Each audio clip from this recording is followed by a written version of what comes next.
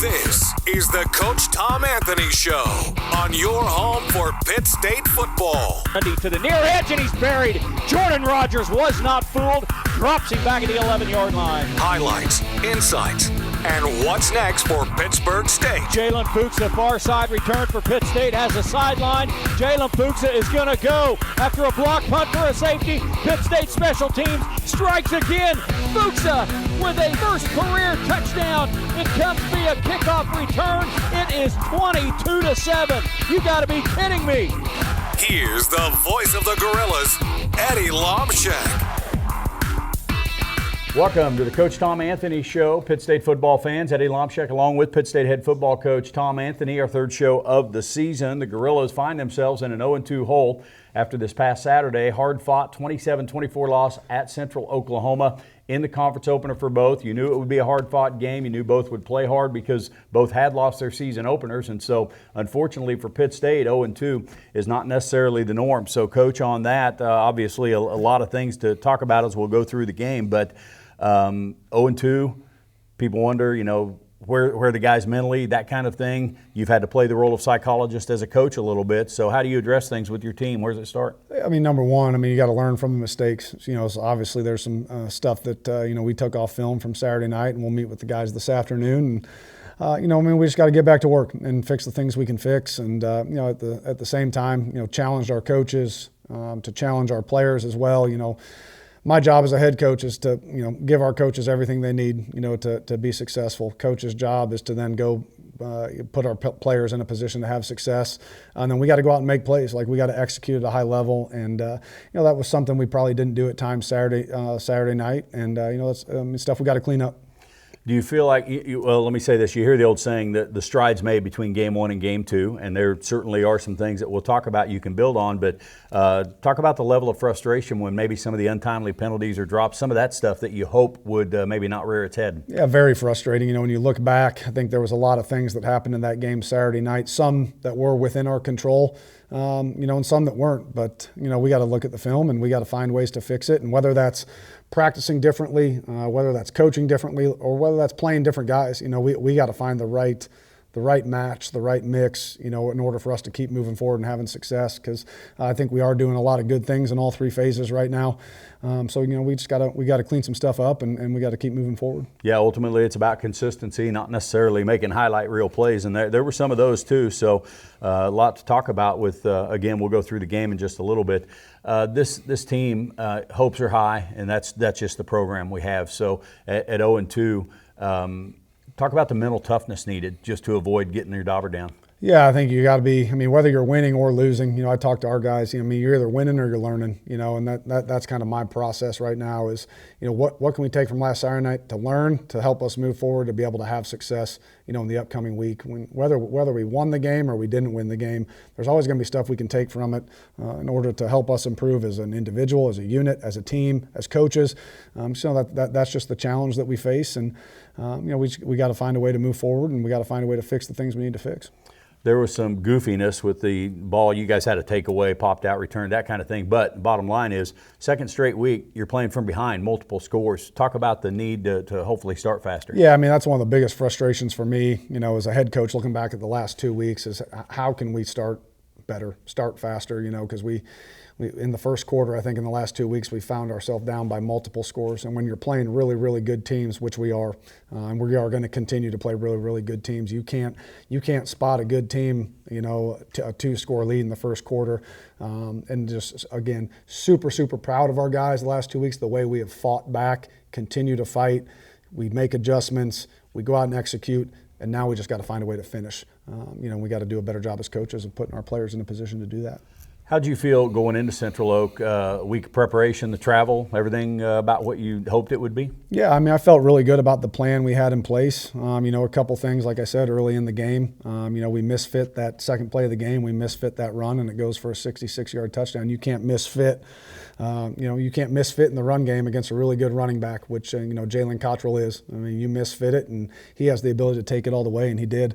Obviously, we got that cleaned up. We for the most part, defended the run, I think, fairly well the rest of the game, and defended the pass, I thought, very, very well. We did get hit there on one down our sideline kind of late in the second half, but overall was pleased with the adjustments we made. Offensively, again, I thought we moved the ball really well. We were much better on third down, but then again, we still got to take advantage of those opportunities in the red zone. And then also with that, you look at, you mentioned playing maybe other guys, and you're not going to obviously throw everything out right now, but 2 games in, talk about where you are with your feelings on the number of guys you've rotated in and maybe different playing combinations at certain positions. Yeah, I think we're trying to find the right fit right now. There's no secret. I think a glaring hole for us, as I look at it from the defensive side, is the amount of older guys, leadership, and snaps we lost at linebacker. So that's one thing we tried to make an adjustment on in the UCO game. We were playing 5 to 6 DBs most of the game. Jordan Rogers took almost 45 snaps at will linebacker for us, in order to help us in that position. So, again, just continuing to find, the right fit for us moving forward. With some of those young guys, you don't want them to lose confidence. Say they had a couple of bad angles of pursuit or whatever in any point in the first 2 games.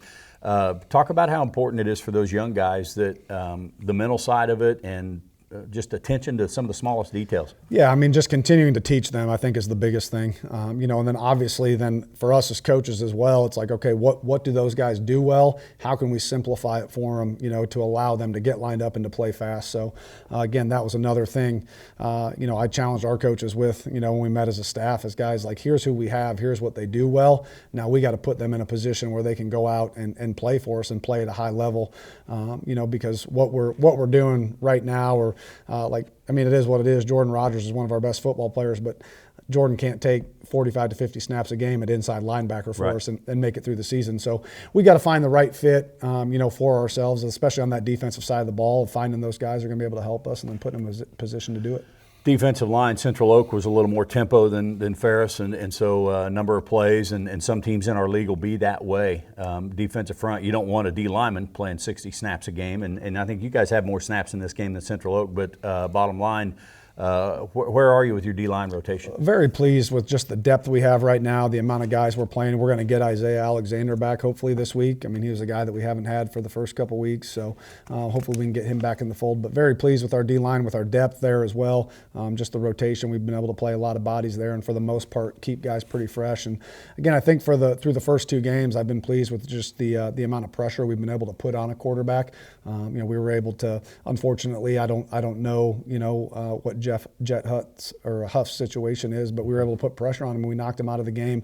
Hopefully he's going to be okay. But again, just very pleased with our defensive line and the way we've been able to pressure a quarterback, and that's really helped our pass defense as well on the back end. I think through the first 2 games on the back end, I think we've defended the pass fairly well, and I've been pretty pleased with that. You and I had talked about Central Oak, and you play a team that has that tempo, it's communication. Maybe they weren't as fast between every play as some series compared to others.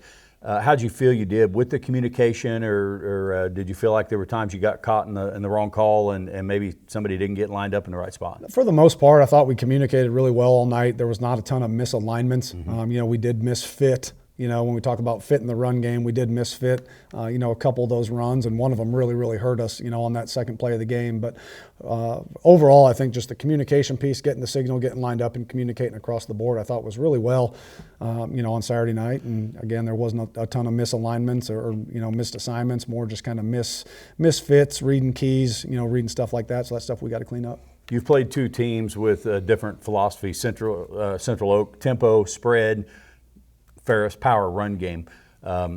Couple of weeks in, talk about that benefit of that versus you hope your guys aren't scatterbrained from too much of 2 different things. Well, the bonus of that, I think, is now through 2 weeks, you've seen just almost everything, right? So now your guys have seen a lot of that power run game, a lot of, Ferris was a ton of empty, motioning guys back into the backfield, aligning and empty, a lot of the quarterback run game stuff. Then you go to UCO, there are just a lot of one back, want to spread you out, want to do a lot of the RPO stuff out on the edge. So our guys on defense, at least, have seen a lot through the first 2 weeks, and I do think that'll be very beneficial for us moving forward. All right, we'll take our first break on the show. When we come back, we're going to dive more into the Tom Anthony Show, and we'll talk more about the progress of the game at Central Oak. But up next, our player segment with tight end Luke Niggemann. We'll return with that. This is the Coach Tom Anthony Show. The Silverback Fund just helps us go above and beyond to be able to be the best in the MIAA. You see it as a financial investment, but it's really an investment in people, which is what Pitt State's all about. We recruit at such a high level. We are competing against a lot of Division I's now. What's going to set us apart and have us in the conversation is the financial part of it. We couldn't have this success without individual donors, without the community support. If you're on the fence about giving, come out to games, look at the athletes and see what kind of experiences they're getting.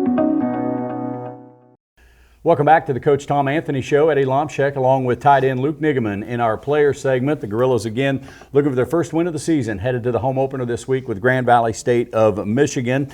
And Luke, from a player's perspective, you guys work so hard at it, so much time and effort goes into it, and you come up short 2 in a row. Talk about your general mindset, knowing that you really need a win right now. Yeah, I mean, we've been saying it all year, Coach Anthony. We're worried about getting one, and you know what's in the past is in the past. We can't control that now, and we control what's in front of us, and that's all we're worried about at this point. So.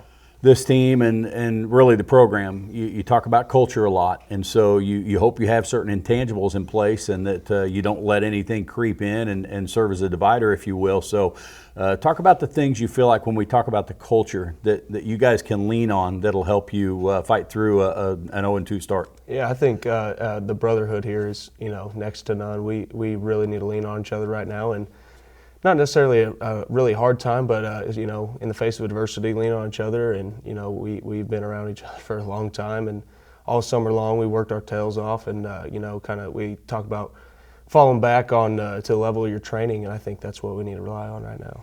Yeah, the focus at practice. Talk about as a student athlete. You're in class all day. You have to take care of that side of it, and then you go to practice, and yet you have this, if you want to call it, pressure of being 0-2.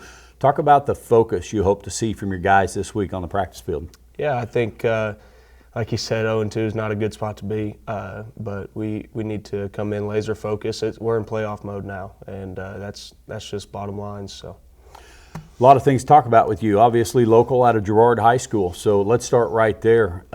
Take me back to coming out of high school. I know you had some options. You obviously played quarterback in a flexbone option offense, but ultimately, what did it boil down to you choosing to be a Gorilla? Man, I was just waiting for an offer from here, from the get-go. I knew I wanted to come here no matter what happened, and I was fortunate enough to have an opportunity to come, and I thought, why not? It's close to home, great tradition. The family here is fantastic, and I love being close to home, so it was easy for me. Yeah, obviously friends and family get a chance to see you play. Your high school coach was, you talk about a legend, right? Neil Philpott, the Pitt State Hall of Famer. Coach Philpott, the quarterback and part of some outstanding teams in the early 2000s. How big of a part was he in talking about just in general, being able to play in college, kind of prepping for that? Yeah, I mean, he obviously, legend. Can't deny that. But he, we talked about what it takes, not only on the field but off the field, and that just taking care of business, no matter what that is. How you do one thing is how you do everything. And so, whether that's waking up in the morning or right before bed, doing some stretching or getting the right nutrition in your body. And I'm very grateful for him, and a lot of guys in Girard don't know how lucky they are, really, to have such a high-class coach like him. So very lucky to have him.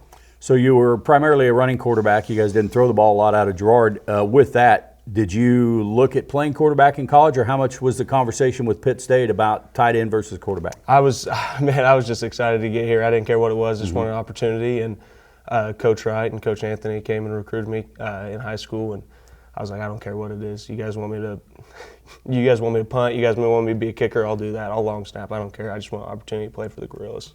Everybody on their college team was obviously a very good player on their high school team. You had a redshirt year. What was that like for you, using that year to adapt to the college life and the football side of things? It was really different for me.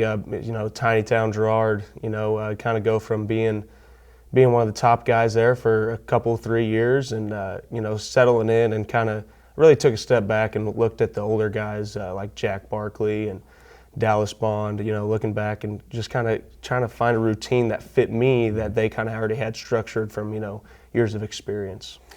When you look at the football side of things, the training side of things at college, you were a big, strong guy anyway, but was it an eye-opener to an extent as far as the weight regimen and those types of things? I think so for sure. In high school, we can't we're pretty, one size fits all. Yeah. And so coming here and, really learning how to lift weights and how to run fast, that was very eye-opening for me. We're chatting with Luke Niggemann, Pitt State tight end, on our player segment of the Coach Tom Anthony Show here, our third show of the season. You may be listening to the audio on our flagship 100.7 or through the KSHQ app. And again, these shows are released on video through the Pitt State Athletics YouTube channel Wednesdays at noon, so you can catch it that way as well. So let's go to last season. You obviously had a different role. I think you're still looking for your first career reception, right? Yes, I am. You let the coaches know that you can't catch the ball? Yeah, I can. They're aware, but whatever that time comes, I'll be prepared. So last season, I remember the first game that they run you out there in a short yardage package or goal line situation, whatever it was. You guys had obviously practiced that, but what was that like? Do you recall first time on the field? Any jitters, anything like that? Not really. I mean, it was a blur. It was pretty fast against Missouri Southern. We needed a yard, and I got full faith in our coaching staff. Whatever they say, that's what we're doing, and I know they're going to make the right decisions, so just kind of rolled with it. The game of football is still a game that is one of physicality. It's won and lost in the trenches. What's it like having that role that, when you run out there, there's a pretty good chance you're going to follow whichever side. What's that like? You like that toughness side of football? Absolutely. I love it. Playing triple option in high school, and Coach Philpott kind of instilled all that in us really in high school. It's a game. We talk about 3 yards in a cloud of dust. Mm-hmm. That's what we lived by in high school. So for me, it's pretty normal. Get downhill, run between the A and B gap, and find out who's tough.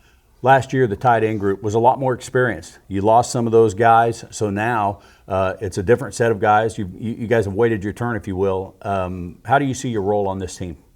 Kind of getting in where I fit in. Like I said, I want to do whatever I can to help this team, and whether that's me playing a lot of snaps or that's me taking a step back and helping some of my fellow tight ends like Jaden Knight, Jaden Hill, Landon Blue Ball, or Eli Yeoman. Whatever I can do to help them get on the field and kind of take their role on too. So as a tight end, clearly there's a lot of versatility there. Give people an idea of the time you spend working on blocking versus route running. Man, it's pretty split, I would say. We spend a lot of time with the tackles, and we do inside drill, which is linebackers, O-line, D-line, and it's smash mouth. And mm-hmm. I really enjoy that personally. That's a lot of fun. But we get a lot of our we get a fair share of run routes too. It's definitely a happy medium between both. Okay, as we look forward, Grand Valley State in the home opener, obviously long trip to Ferris State and late night getting home from Central Oak. You ready to play a home game? Absolutely. I can't wait to get back in the jungle. So what's it like? You obviously grew up around here. You probably came to some of those games, but when you put on that uniform and make the walk over, what's going through your mind and your body on that gorilla walk? It's a different feeling. It really is. I remember being a little kid and looking up to those guys, man. It was the coolest thing ever. And, trying to be a role model for those younger kids and kind of interacting with them a little bit more on the walk is pretty special to me. Well, let's go get them and get one, right? Yes, sir. Hey, thanks for being here. Great job. Luke Niggemann, Pitt State tight end, with us on our player segment of the Coach Tom Anthony Show. We owe you another break. When we come back, Coach will rejoin us on the other side. Back after this. This isn't just where you go to class. It's where you chase what's possible, where grit isn't taught, it's lived. Every drop of sweat writes the next chapter in guerrilla history. In front of a raucous John Lance Arena have won it. This is pride. This is your future. This is Pitt State. The faculty of the school, there's where the students get the inspiration. Welcome back to the Coach Tom Anthony Show. Eddie Lomshek along with Pitt State head football coach Tom Anthony. Coach Luke Niggemann was our player guest last segment. Obviously a local product, tight end, and third-year sophomore. Talk about where he is in just the overall process. I think he's come a really long way, and he's a huge part, of what we do offensively, with just his short yardage package that we use him at. And now he's really, with all of our tight ends graduating from last year, him and Jaden Knight have really stepped up to become kind of our two primary tight ends. So super proud of him, proud of his leadership. I think he's a phenomenal young man, does everything we ask him to do, and he does it at a high level. If we can get more kids like him, in our program will be in a good place. You know, not every 2A, 3A school has kids that can play in the MIAA. He obviously had the physical stature, but out of nearby Girard, if you have a kid you think can ultimately be on your team, how important is it? Talk about the emphasis you put on recruiting your own backyard. I mean, it's huge. You know, you want to keep that local talent right here, and I think we have a lot of really good local talent. When you talk about Luke, Mario Mangini, Tucker Harrell, you know, we have over the last 2 to 3 years recruited some pretty high-level talent, trying to keep those really talented local kids right here, because you know being a Gorilla means something to them, and you obviously heard that from Luke, you know, and what this place means to him. So keeping those kids here and getting them in your program is going to make your program better. You know, he mentioned you and Coach Wright recruiting him, and again, an option quarterback out of high school, tight end, but as a football coach, either side of the ball, but talk about kids that have played quarterback, and he had Coach Philpott, a quarterback for his high school coach. Talk about how you think that might help their acumen for the game. It's huge. I mean, I think those guys, those high school quarterbacks are so far ahead of probably everyone else just because they've seen so much, right? They've been on offense. They know how to read fronts. They know how to read coverages. So when you put them at different positions, whether it's on offense or defense, it'll be very advantageous. I always go back to Brandon Malikas, right? He was a high school quarterback. He just saw the game differently, you know, on defense. And Luke's the same way, right? I mean, we can line Luke up at quarterback in the Wildcat stuff. We can put him at tight end, and he just sees stuff probably a lot differently than other people will just because he aligned at quarterback, you know, for all those years in high school and has seen so much stuff and been in charge of moving people the right way and stuff like that. Yeah, and then I'd asked him about, you know, time they spend on blocking, route running. Talk about the versatility needed, whatever you want to call it, and everything you ask of your tight ends in your offense. They need to be versatile just with what we do, and we flex those guys out. They got to block on the edge. They got to come in, line, and block, and then they got to be able to run routes. And on top of that, Luke's got to be able to line up and play quarterback for us too. And then Luke's a huge part of what we do on special teams. You know, I mean, Luke's on the shield and our punt. So he's a very, very versatile player in what we ask him to do, and he does things at a very high level, which is why he is the player he is for us. Yeah, and you look at tight ends at the highest level, NFL. I mean, you think about your Kelce's, Gronkowski, whoever over the years. Man, does that change a team when you have, you know, who do you defend them with, right? Safety that's too small or a linebacker that's too slow, whatever it might be. So love that versatility out of those tight ends. So, Coach, down to Central Oak, fall behind 14-0. You touched on earlier the second play of the game. They go for 66 with Jalen Cottrell. Central Oak has the ability to be very, very balanced. Talk about your preparation for that game and where you saw your biggest needs against their run. Yeah, I mean, obviously, you know, they do a great job, and Coach Dorrell's an offensive guy, an O-line guy. You knew that they were going to run the ball to high level. They have ever since his time there. So just putting an emphasis on that. And, again, I think taking a step back, you know, going into that game, wish we probably would have prepared a little differently, probably defensively, with just getting some of our run fit stuff squared away. But, again, after that big, long touchdown run to start the game, made a few adjustments, started packaging things a certain way. And I do think that really helped us, you know, as the game moved forward. You know, in the quarterback run game, you mentioned Jet Huff, their quarterback, knocked out there by Medeiros on a safety blitz, and then they bring in their backup, who's 6'1", 210, different animal. So talk about changing a little bit during the game and maybe having to account for the quarterback run a little more than you did initially. Yeah, I mean, we changed a little bit, and unfortunately, you know, that long touchdown run he did have, and we had a bust on the edge. You know, our guy that was supposed to be responsible for the quarterback chose not to be on that play and ended up costing us a touchdown. So, again, that goes back to that part of making sure that we're coaching it right, making sure we're putting the guys in a position to be successful, and then making sure we have the guys out there that can execute what we want them to do. So, you know, obviously looking back, that was a huge bust on our end on defense, you know, when we cut him loose for that 20-yard touchdown there. Yeah, redshirt freshman for them, and ends up being their second leading rusher in the ball game. So you're down 14-0. You and I were talking off air here. Never seen a play like that, right? Jordan Rogers gets a pick at the goal line, and you have to be able to bend. You're going to give up some yards to Central Oak. So from that side, talk about the play Jordan made to get the pick. I mean, Jordan's one of our best players. He's one of the best players in the country. Made a great read, popped right into the throwing window, picks it off. You know, I had a couple people ask, why didn't he take a knee? Well, he picked it off on the 2-yard line, you know, so he can't take a knee. So we tell those guys, you pick that ball off in the middle of the field, you start working to the near hash and to the near sideline. He did that. A guy just came in from the side that he didn't see and hit him from the side. It wasn't a violent hit, but it just kind of popped the ball up in the air, and they had an offensive lineman standing right there. It lands in his arms, and he falls forward into the end zone for a touchdown. So crazy football play in 22 years of coaching. I've never seen that happen. 29 years of broadcasting, I'm with you. But it happened, and again, very proud of our guys of how we responded. That could have snowballed for us, but responded, bounced back, and we're able to fight our way back into it. Yeah, it was still first quarter, late first quarter in that. I'd referenced on the air Saturday night, Coach Broyles used to talk about the 14-point rule. If you start fast and you're up 14-0, it doesn't guarantee the game, but if you're on the other end of it, how are you going to handle it? How much do you preach those scenarios to your guys and talk about, how the need to handle certain things, good or bad? Yeah, very proud, again, of our team just the last 2 weeks. The hole we put ourselves in is number one, first and foremost, our fault.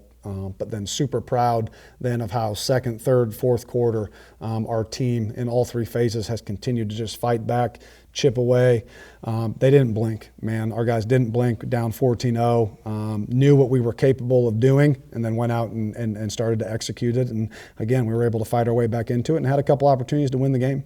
Central Oak, their kicker, did a fantastic job on kickoffs. Great hang time, pinning you into the boundary. Your first two drives, you started at the 11 and 14, so second straight game. Talk about that early field position deficit. Yeah, that was huge, and again, that comes back to us as coaches as well. And after that first kickoff, probably should have just started fair catching. We kind of gave Jalen one more shot at it, but then after those first two kickoffs, we just started fair catching it just because he had such good hang time on the ball. By the time our returners were catching it, there's really not much of a shot to set up a return. So started fair catching it and just giving our offense the ball in the 25. You had to punt your first three possessions. Tyler ran a lot better. I know you guys allowed a blocked punt later in the game, but first three hit the ball a lot better.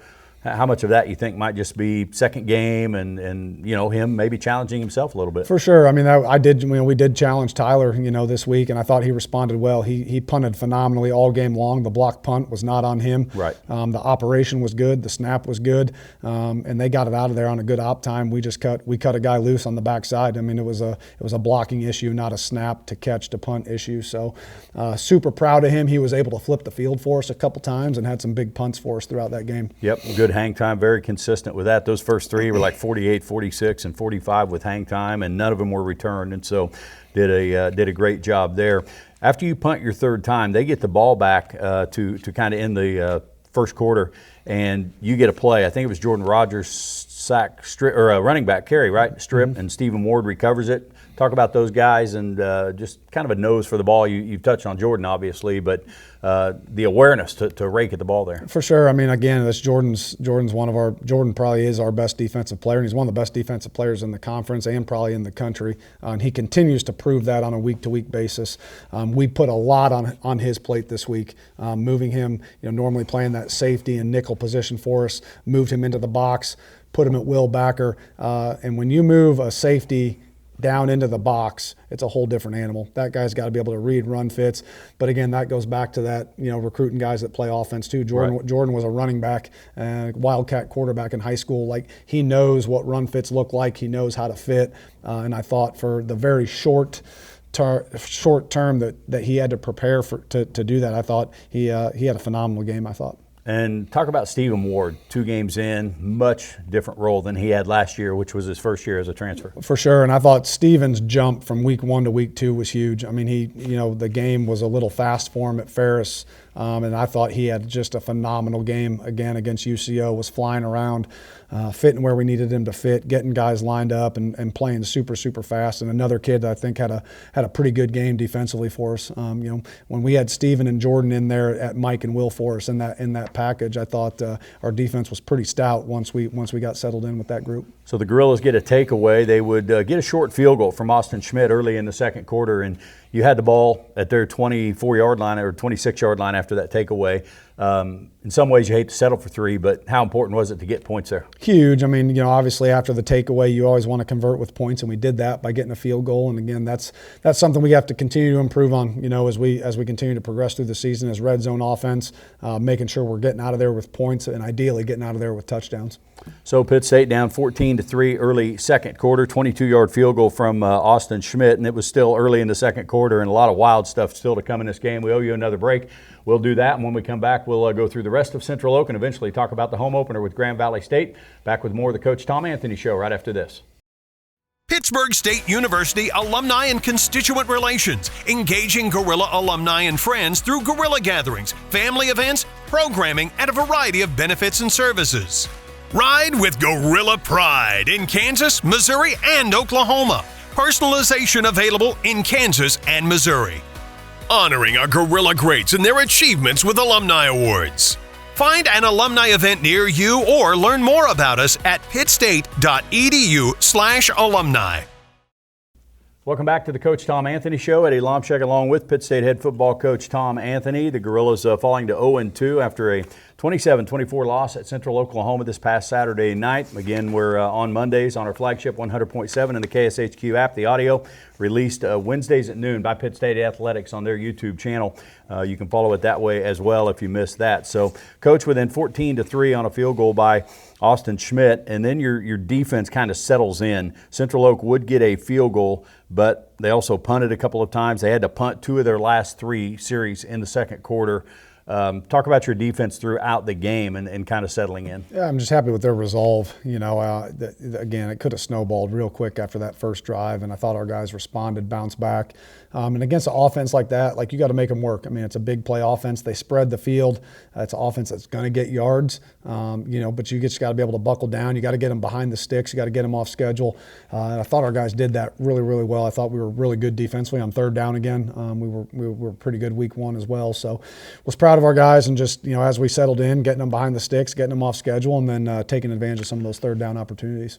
You talk about having to step up. After the blocked punt, they get the ball at midfield, and they get a field goal, which, you hear coaches or defenses talk about a half stop.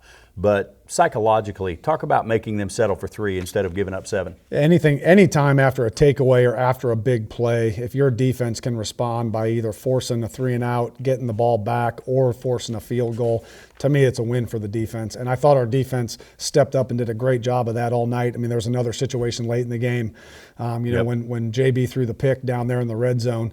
And then what a play by JB and Luke Niggemann both to run that thing down, get it tackled, and give our defense a chance. And our defense goes out and they force a 4 and out. UCO end up going for it on 4th down, and we get the stop and get the ball back to our offense. So that was a huge, huge momentum shift as well. So anytime your defense can come out after a takeaway or after a big play on special teams by the other team and get that momentum back in your favor, it's a huge, huge advantage for your team. So 17-3 after their field goal. That was with 5:11 to play in the second quarter. And you're kind of thinking at this point, well, get some points, and then they're going to get the ball out of the locker room. You start doing some math. But you guys would score twice there to make it a 1-point game. After that, you guys come right back. And early in that series, long run by Karan Parchman. He takes the snap. You fake the reverse. Talk about that play to flip the field. Yeah, huge play, huge momentum change for us there. Gets it back in our favor, and now offense can get settled in and keep the ball moving. I believe Zamari might have scored his touchdown run right after that. So, man, you get that momentum back in your favor, and now you got some confidence. You can go. And what a game Karan had. I mean, I'm sure we'll talk about him more, but he was huge for us. Had a couple huge third down catches for us. Had a great game receiving, had the huge run for us, and what a great player, great kid, and he's going to continue to be a huge part of what we do. Yeah, so Pitt State pulls within 17-9. The extra point was blocked, so I know that's frustrating, give up a couple of blocked kicks. With all that said, special teams-wise, after 2 games, there have been some good things, but obviously I'm sure you feel like you have a lot to clean up. For sure. I mean, we got to clean up some stuff on punt. Obviously, Tyler, we're settling in with a new punter, a new snapper. Obviously, we have Schmitty back, a new kickoff guy. I think Hayden Kasicki's been awesome on kickoff, did a great job again for us Saturday night. So just continuing to clean some of that up and get those guys settled in. Yeah, shout out to Austin, long snapper. My wife's from St. Paul, so their families go way back. So I've got to take care of that side of things so I can sleep tonight. But, Coach, you mentioned Zamari, 25-yard run at 3:54. Zamari Pelode Gary. I talked to him at one preseason practice, and I'm like, hey, man, got to have a nickname. We can't. That's a mouthful, right? And he said ZPG. And so, yeah, Raytown kid, went to Garden City Community College, kind of got that fire plug build. So he was not here in the spring. For a guy that just came in, talk about where he is in the process. He's doing a great job and just continuing to get him settled in. Obviously not having spring ball to learn the offense. Training camp, there was a little bit of a learning curve for him. But we're going to continue to get him up to speed. And I thought he had a great game for Saturday, filling in for Cleo. Obviously not having our starting running back, kind of hurt a little bit. But I thought all those guys kind of stepped up. Was Zamari, Jacoby, Dylan Van, all did a great job filling in for Cleo. And again, I think Zamari is going to continue to be a big part of what we do as he continues to learn the offense. Yeah, you hate to not have Cleo, your most experienced guy, and took the vast majority of the snaps at Ferris State, had a foot injury and was questionable going into the game, ended up not playing. But in some ways, Talk about the good to come out of that now you have quite a bit on those three you just named to look at. Yeah, it's great to get those guys reps, get them playing experience, get them up to speed just on what the speed of the game is, what we expect from them. And I think all three of those guys will continue to be big players for us and a big part of what we do offensively, moving forward this year. We talked about tight ends and the kind of multitasking there, the blocking, the pass catching, the route running. How about running backs as well between pass pro? That's a huge part of it, and obviously maybe having to catch the ball. Definitely. I mean, they're a huge part of protecting JB back there. When we need them to pass pro, they're a huge part of blocking for us. When you talk about using Luke at quarterback and a lot of that short yardage stuff, you do have one or two running backs in there that have to block for Luke. So those guys, and I think they all do it at a very high level. Cleo, Jacoby, Zamari, and DV are getting better at it each day. But, there's a lot on those guys' plates too. They got to run the ball, they got to catch the ball, and they got to be able to protect as well. So you guys pull within 17-9, extra point blocked, and then you get a 3 and out before you would score again. This stretch, though, I mean, it was huge to get back within the game, obviously, but how pleasing as a coach to see complimentary football really kick in there. That's huge. I mean, and now you go into halftime, and I know we're down 1, but, man, you're thinking it's a 0-0 game at that point. I mean, we're back to even. We have the momentum in our favor, and now we just got to go out, when you start the second half and start fast. You have the momentum at this point. Now you just got to keep the momentum and go out and just execute at a high level. Yeah, the touchdown play with 50 seconds in the half buried a Parchman 38-yard pass. How about that throw and catch? It was incredible. I mean, JB and Karan, just the more reps they're taking together, are getting more and more comfortable with each other, and it's really becoming quite, in my mind, one of the top combinations, in our league as we continue to move forward. The thing about Jackson Berry was, again, he was here in the spring, but he didn't get a lot of reps because of a knee injury right before spring ball. And so here's your starting quarterback that is obviously a one-year player for you, but given how limited he was in the spring after 2 games, what are you seeing from him? I think he's settling into the offense. He's settling into what the wide receivers look like, how they run routes, how we pass pro. And he just brings such a different dynamic to our offense with his ability to make plays with his feet, keep plays alive. And I think JB, again, is just going to continue to be, in my opinion, one of the top guys in our league, if not the country.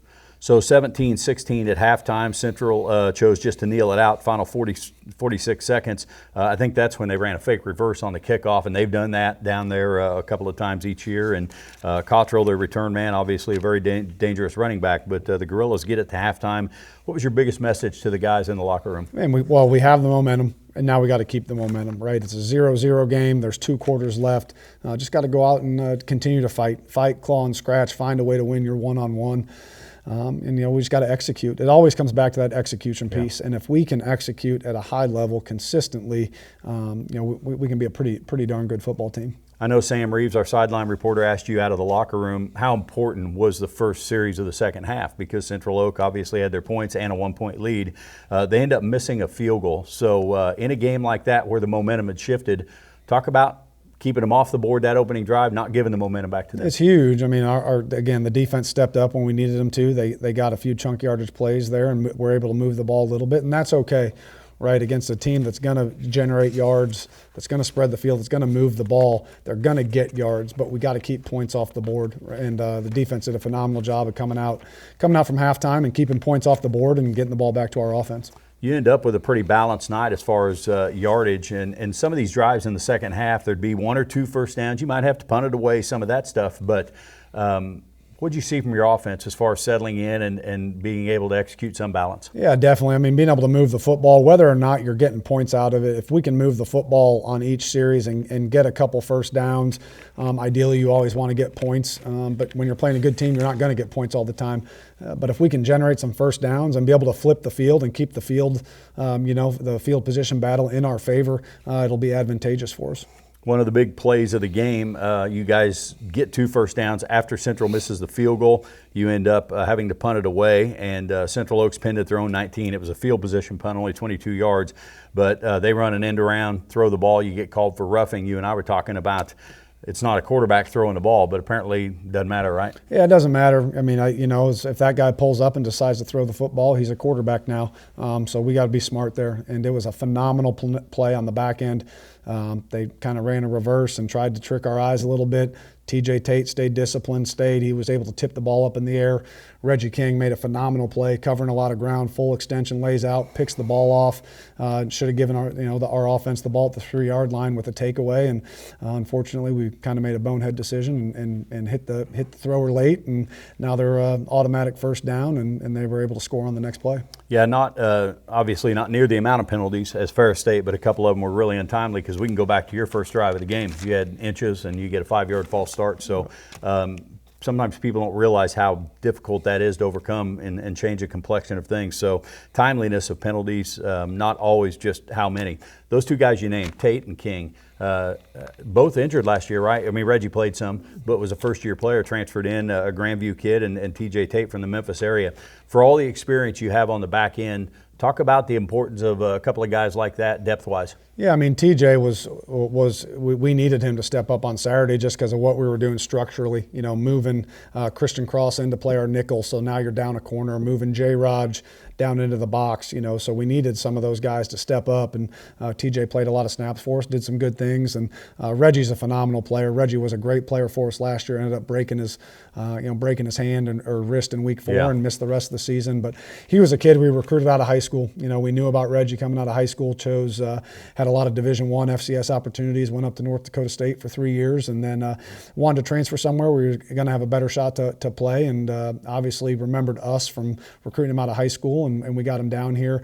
Made an immediate impact for us last year, just unfortunately had the injury, and he's been a huge part of what we've been doing through the first 2 games. He's played really well. Reggie had a great game Saturday, made a bunch of big tackles for us, and obviously had that interception, which was a phenomenal play that ended up getting called back, unfortunately. He's got that length at 6'3", that kind of wiry frame, but you hear the term rangy. Does that apply to Reggie King? For sure. I mean, he runs really, for a kid that's 6'3", he can run really well, so he can cover a lot of ground, which goes into that kind of rangy mode. But Reggie plays with some physicality too, man. Like, he's not afraid to come downhill and hit you. And again, he'll continue to be a big part of what we're doing defensively moving forward. So we go back to the touchdown by Central Oak after the roughing. It puts them up 24-16, and that was the run by their quarterback. Made a nice pull and ran up their sideline for a 22-yard run. You guys come right back and score. You start at your own 35 after the kick return, and what a drive. 9 plays, 4 first downs. So, again, one of those situations, you kind of had to have it. How about your offense stepping up? Incredible. I mean, that's part of being a complementary team. When one side's down, the other side can pick them up, and you kind of saw a bunch of that, I think, in the second half of that game. Offense throws a pick, we get the 4 and out, blocked punt, we're able to hold them. We give up the not crazy, but the unfortunate penalty with roughing the passer. Then they score a touchdown. Offense comes right back out and is able to drive down and score and get the momentum back in our favor. So as a coach, very pleased when you see each side kind of picking each other up as the game goes on. The touchdown was Jackson Berry, 16-yard run, 2:24 to play in the third quarter. So. You mentioned him, his ability to keep plays alive. I know you have to be careful, run by design with quarterbacks, but just overall athletically, talk about everything he brings to the table. Yeah, JB has a different dynamic. I mean, he's kind of sneaky fast. Like, he can get out and run away from you a little bit, but I think what's really different and what JB brings to the table is, man, when stuff breaks down in the pocket, he's able to just kind of find an opening, keep a play alive, whether it's him just scrambling and getting a few yards or him just getting out of the pocket and keeping a play alive, where wideouts can now start to, you would call it scramble rules. Wideouts can now start to try to get open, and he can try to find one of them or make a play with his feet or throw it away and make a good decision with the football, and I think he does a phenomenal job of that. Then you end up going for 2. Obviously, you're getting pretty late in the game now, late third quarter, Berry to Parchman. So toughest 3 yards in football, right? 2-point conversion? That's right. And, I knew at some point with us having had that extra point blocked, we were going to have to go for 2 at some point to try and get it to a 3-point game. We didn't early on. Don't want to chase points early, but once we got kind of late third quarter into the fourth quarter, you now got to start to put yourself in a position to make that back to a 3-point field goal game, and that was the time for us to do it. And offense, KB made a great call, and then offense was able to execute it. Yeah, to zip that ball in there. There were a couple of them, man. You talk about vapors coming off the ball, and Cron, strong hands, able to catch that ball.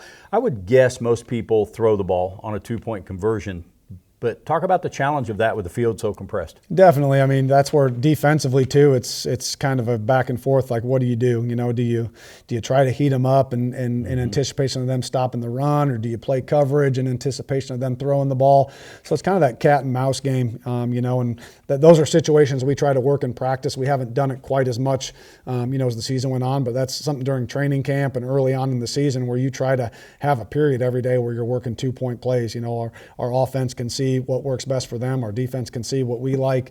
So that, you know, those are situations that you know, you gotta practice those during fall camp and during the season in order for guys to be able to go out and execute them. Central Oak kicker was a transfer for them, man, had a cannon for a leg, and he ended up being carried off the field after the previous extra point, and then he comes back, and I guess credit to them, because after you guys scored, they did come back and get some points. They had a field goal there early in the fourth quarter to go up 27-24, would end up being the go-ahead points, but you guys are moving the ball at your own 25, and then the interception deep in their territory up the sideline. So that was Niggemann that caught him, right, you said? Yeah. And I couldn't tell, so I don't care if you never wear the black on red or whatever again, because those numbers, and at Central Oak, we're about twice as far from the field as we are at home games, so some of those guys were really tough to identify with the lights, but regardless, great play. So, I mean, that could have been a game-ending play, right, if they go score? That probably would have been the nail in the coffin potentially, but what a great play. I mean, obviously, that low down in the red, the last thing you can do is give the ball away. You know, and JB made a great read,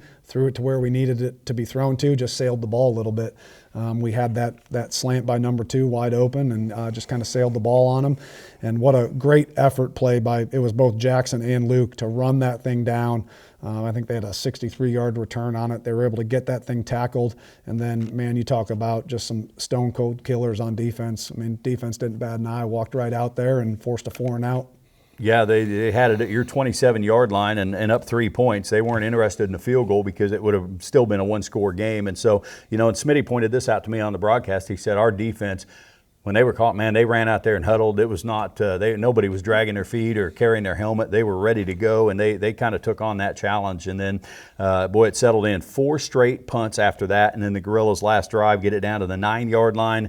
Some incompletions and a missed 30-yard field goal. You feel for Austin because he's so talented, and obviously it's not a distance thing, but he just circle it and hook it left, huh? Yeah, just kind of hooked it left, and you know, good snap, good hold, good protection, and you know, just kind of didn't go our way. Yep, sometimes it happens, and you see it on Sundays too, and those guys are getting paid pretty well to miss kicks too, so it's just an unfortunate part of the game. So again, you get after this, and there's the dejection side of it a little bit, and but as you look at this week going forward, how do you expect your guys to handle themselves? I mean, the expectation is no different than if we would have won. I mean, we got to come right back, go to work. We got another phenomenal opponent coming in here with Grand Valley, number 3 team in the country. So it'll be another great challenge for us. And again, it's just going to come down to that execution piece. You know, we got to execute at a high level, and you know, we can do some good things when we do that.